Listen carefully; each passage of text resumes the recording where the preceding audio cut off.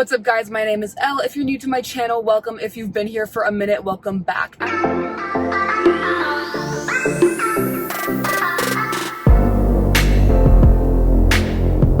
As you can see, our setup is a little bit different today. We're not in my room, we're in the car because we have to go get some school supplies. Honestly, I was just not gonna film a video this week. I was exhausted from my first couple days of classes, but then I decided that I wanted to be consistent, didn't want to skip another week of videos, and since I have to drive an hour anyway to go get my supplies, I decided that I could tell you a little about my school year, do a little Q&A, and just knock everything out with one stone. So let's get going. So if you haven't been watching me for a long time, you probably don't know that I was in a pretty traditional high school up until the end of my sophomore year, and then they really wouldn't work with me for any flexibility, so I decided that I needed to leave and pursue dual enrollment. So I did dual enrollment all of my junior year of high school, and I absolutely loved it because the classes were self-directed, I got to travel more, but I knocked out all the high school courses that I really needed except for one.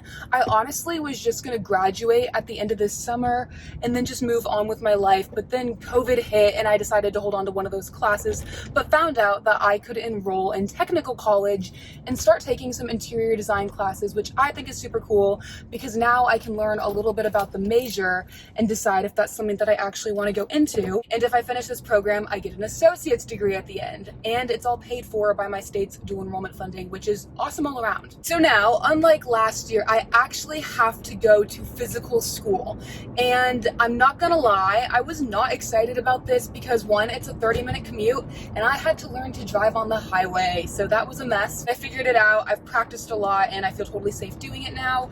And now that I've been in the classes a couple of times and I've seen the lab and remember what it was like to be with other people, I'm actually having a pretty good time. I'm talking about it like I've been there for weeks when it's been all of 2 days, but I think I'm gonna have a pretty good time in these classes because instead of just like, I would say boring high school classes, it's stuff that I finally care about. Like I'm learning rendering software that even if I decide not to go into the interior design field, I can use it as freelance, and then I'm taking like textiles classes and drawing classes, and I know I'm gonna end up in a creative field no matter what, so even if interior design doesn't end up being the path for me, all of these skills are going to be applicable. So before this pandemic happened, I kept thinking like, wow, this is gonna be the most untraditional senior year ever, which is a little bit bittersweet because I think when I was in like middle school, I was like, I'm gonna have this idyllic high school experience and I'm gonna be a senior and have all these privileges. And then when I left, I was pretty confident with my choice. I had come to terms with the fact that I'm owning what I want to do with my high school experience.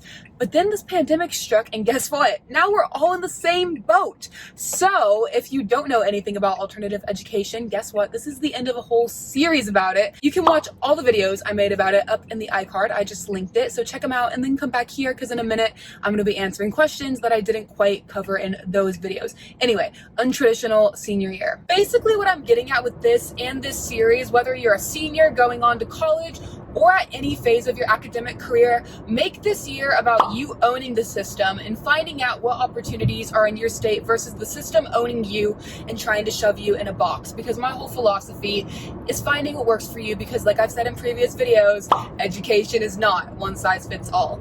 For me, owning my senior year is kind of making it look like a gap year. As I talked about earlier, I could have graduated, but I decided not to because I wanted to take advantage of dual enrollment in my state, and I wanted the option to graduate at any point and transfer into a college. We can get into that in a couple of months, but I wanted to keep all of the options open possible, and I'm getting to learn about the field that I know I want to go into, making sure it's 100% solidified before I spend tens of thousands of dollars on my education, because honestly I would be so mad at 22-year-old Elle if she spent $100,000 on her education and then just like, oh, I don't want to be an interior designer, and my parents will be mad at me too. So hi mom, I'm making good choices. So that is kind of wrapping up with what I have about me for this video. I'm about 15 minutes from the art store that I need to get to, and there's some construction, so I'm gonna turn off the camera and pick it back up when I get to Blick. So we've made it to Blick, and my mom wasn't gonna let me go back to school supply shopping this year, and I was even like, can I take my brother? And then she told me no, because he doesn't get to go back to school supply shopping either, because she's like, you're all gonna end up online anyway. But guess who got us a fly list? Me. So we had to drive to Blick. We're here now, and now I have to find my supply list, but we're gonna go in, we're gonna get all my stuff, we're gonna have a little montage for you guys, and then we're gonna come back in the car and do a haul. So let's go.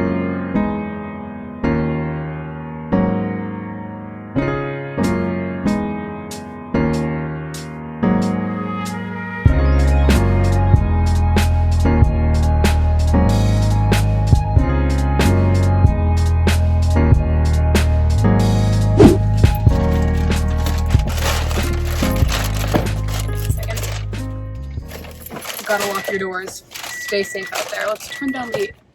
It's beeping at me. Maybe I'm not buckled. Okay, we're good. Okay, so we got all of our art supplies. I was gonna do a whole haul for you guys, but then I realized that that'd be kind of boring if you're not an interior design student, so hopefully the little montage that you just watched will suffice. But I do want to tell you that if you are an art student, you might care about this. I did not know that Blick had a 10% off discount for students, plus they match whatever sale is on their website. Thought I'd let you know about that before we kept going with our video, where I'm just gonna be answering a couple of questions that I didn't quite cover in my online school series, or questions that you wanted a little bit more detail on. So let's start driving and get into those. Okay, so if you know nothing about dual enrollment besides the fact that you're taking college classes and getting both credit for it, you should know that different states have different kinds of funding laws and different programs that you can apply for. So before you just pay full price, make sure that you know what your state has to offer, and also know that while you think your guidance counselor might help you, in my experience, they will not advocate for me at all and don't even really know all the dual enrollment laws. I had a case where a guidance counselor literally told me I couldn't do something, and with 5 minutes of research, I found out that I totally could. So be prepared to be your own advocate. Okay, so my advice with online teachers is that they're going to be pretty chill with you if you keep up with your assignments and if they know who you are. So I always make it a point when I start a new online class to make sure that I send at least one email to my teacher, even if it's a little question that I already know the answer to, so they see, oh, that's Elle Grayson, and they remember my name if I ever need help in the future. But make sure you stay on top of your stuff so they don't think that you're a slacker and are just asking for help when you're failing and have no other options. Zoom calls vary by the type of online program that you're in. Last year, I was in all self-directed dual enrollment classes, so I didn't have to be on any Zoom calls. Now that I'm half on campus, half online, I do have to join some Zoom calls, so it's really up to the school and up to the teacher.